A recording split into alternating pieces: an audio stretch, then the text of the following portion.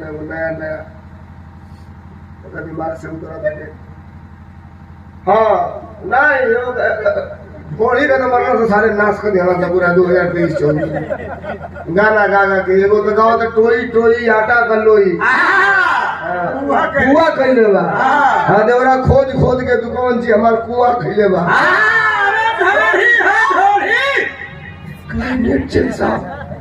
कई मिलियन गाना चल गया एवं जाने कनी में देव गाओ तो सब ढोड़ी खाली ढोड़ी है।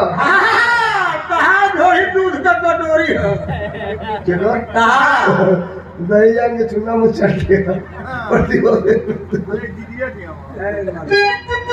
इनका नाम ब्रिजमोहन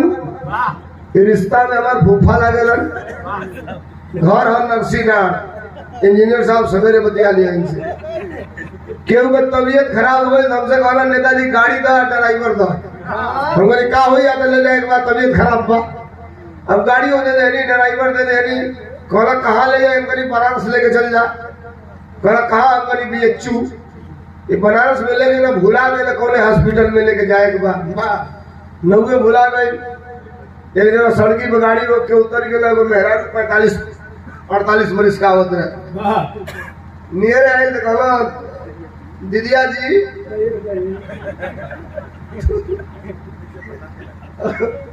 ताकत है कि भाई कौन दीदिया जी बोल रहा है। फिर कहला दीदिया जी हम आपसे ही पूछ रहे हैं तो कहला साहब बताओ कहला बेचू जाना है बेचू अब उधर समझे नहीं कौन का चाहता ना फिर कहला दीदिया जी बेचू बेचू जाना है बेचू आगे बढ़ गए हमके फोन मिला कहला मर्दे कौन हॉस्पिटल बता जरा सारे पूछे कोनो बताओ नहीं खसा हमारे कहा पूछला तो कहा बेचू हम कहली बेचू अगर नहीं ना होगा ना हो बेचू अब पूछो बेचू तो क्या बताई होगी तरस बात अपने जमाने का उम्दा टीचर कैसे